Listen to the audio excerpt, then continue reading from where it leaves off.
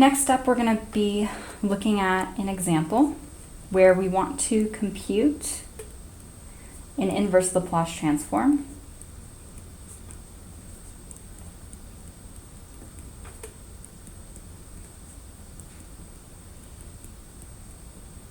And if you'll notice, it's that last step of the initial value problem that we solved when we were talking about the derivative property. But this time, we're going to kind of assume that we hadn't spotted that derivative and we're trying to take this inverse using convolution this time. So we're going to be using the property that L inverse of f times g is equal to f star g. So first we're going to have to identify what those products are that make this work. So we've got, this is L inverse of 1 over s squared plus 16, which we know how to compute, so that's just going to stay with us throughout the whole problem. And then we also want to take L inverse of this s over s squared plus 16 squared. And that's going to be the thing that actually gives us some trouble. So our first inverse Laplace is that 1/4 sine 4t we saw previously. And the second one, I'm going to note that s over s squared plus 16 all squared is the same as having s over s squared plus 16 just to 1 power times 1 over s squared plus 16 also to 1 power. So now, instead of this term looking like a derivative of a Laplace transform, which we may or may not notice, it looks like a product of two things that I know how to take the Laplace transform of. When I see product of two things, I know that I can use convolution. So we're going to go ahead with that. We'll carry down our 1/4 sine 4t. And then to make these look as much as possible like things I can take the Laplace transform of, my s over s squared plus 16 is great. It looks like cosine. But that 1 over s squared plus 16, I know that I have to make a 4 on top. So I've divided by 4 here. And then the s squared plus 16. So now in this case, my f is that s over s squared plus 16, and my g is that 4 over s squared plus 16. And so this becomes 1/4 sine 4t plus 1/4 of little f star little g.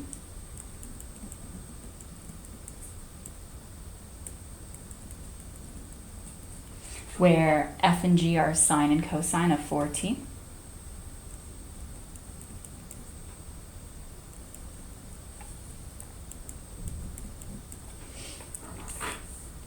And I've gotten rid of all of my Laplaces, so this is a good start to the problem.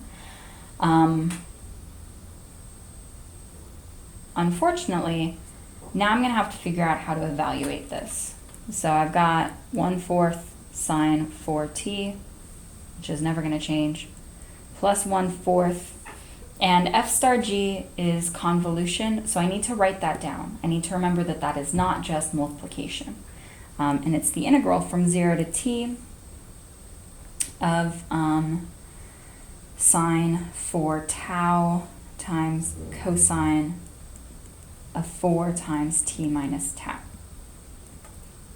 integrated with respect to tau. So I took one of my functions and I just plugged in tau.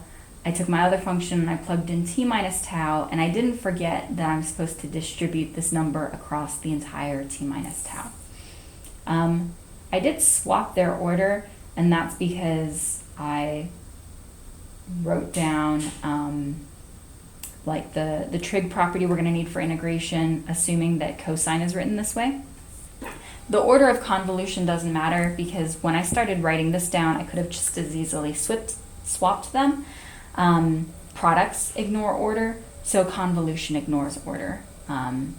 You would get the same thing if you did sine of 4 t minus tau cosine tau. That's just not how I did it in my notes. So to evaluate this integral, we're going to have to do trig identities.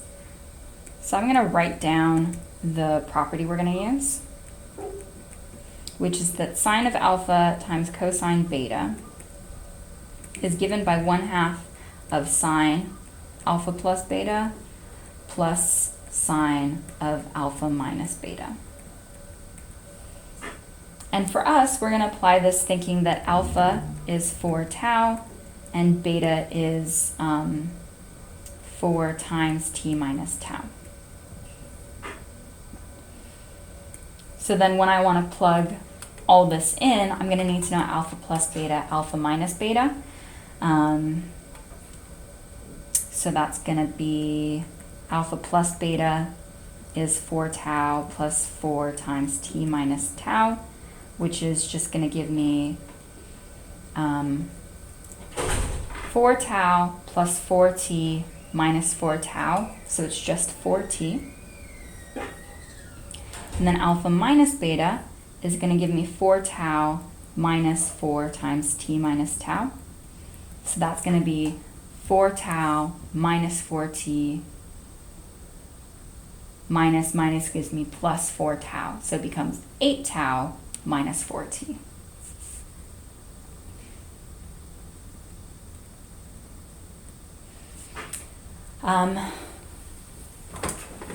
So that's what I'm going to have to plug in to make it possible for me to evaluate this integral. I'm going to need to move to the next slide to have enough room for that, so go ahead and pause if you're still working.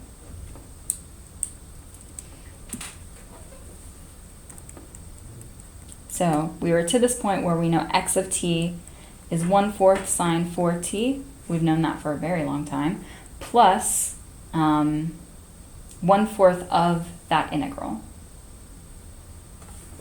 which I'll go ahead and put back here again, 0 to t. And then we had, hold on, let me flip back. We had sine 4 tau, cosine 4 t minus tau, and so I'd like to switch that to be this thing that's sum of sines. So that's going to be 1/2 times my sine of alpha plus beta, and we calculated alpha plus beta is 4t. Oops, over there. And then we want to add our sine of alpha minus beta, which we said was 8 tau minus 4t. Right there. And then this whole integral is taken with respect to tau. It looks kind of gross, but it is just integrating two different signs, so this isn't going to be too bad. In fact, this sign is actually just a constant. So we've got 1/4 sine 4t. I'm going to move this 1/2 out so I'm not worried about it. And then I'm going to break up my two integrals. So my first one is the integral from 0 to t of sine 4t integrated with respect to tau. And my second integral is from 0 to t of sine 8 tau minus 4t integrated with respect to tau. 1/4 sine 4t, still holding everything down out there. So for this first integral, I'm integrating with respect to tau. There is no tau inside my integral. So sine 4t is a constant as far as tau is concerned. So the result of this integral is just tau times sine 4t. So sine 4t may as well be 100 times tau. Integrating d tau just gives us tau. And then we evaluate that from tau equals 0 to tau equals t. It might sound kind of silly that I'm emphasizing that so much when I'm working through the problem, and when you see it laid out, hopefully it looks like this is being done correctly, but it's really easy with how long these problems are to kind of get lost and forget which variable you're integrating. So then, my next integral, you might be able to reason through because it's sine of an argument, same way you're used to integrating like e to some number times x. You might be really good at integrating sine of some number times x. If that doesn't jump out at you, just note that this is a u sub, where u is 8 times tau. The minus 4t doesn't do anything, it's just a number. And so du is 8 d tau. So to replace d tau, we end up dividing by 8. And then we integrate and make it a minus cosine. And then replace the u inside after we're all done. And that's going to be evaluated from tau equals 0 to t as well. Okay, so now we just have to plug in those bounds, get rid of our taus. 1/4 sine 4t plus 1/8 all times sine 4t times t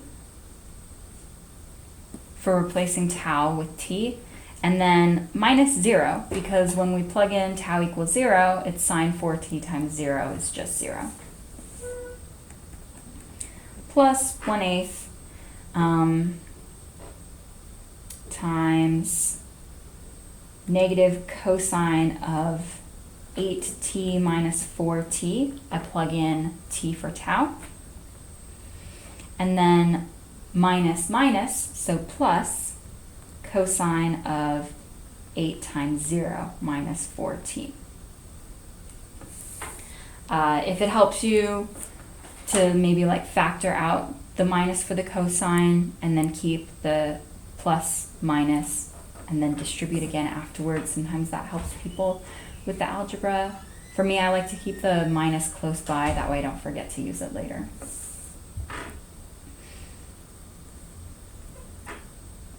And then I gotta close out my big square brackets. So we're really close to finishing this problem, I promise. 1/4 sine 4t plus 1/8 times sine 4t times t. And then just simplifying what's happening in here, we've got plus 1/8 times negative cosine 4t. 8t minus 4t is 4t, plus cosine of minus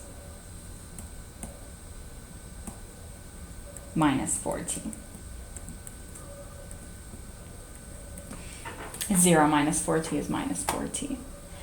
And then remember that cosine, when we take positive or negative arguments, has the same value. It's that horizontal part of your unit circle. So cosine 4t is equal to cosine minus 4t. So that whole term actually just goes to 0.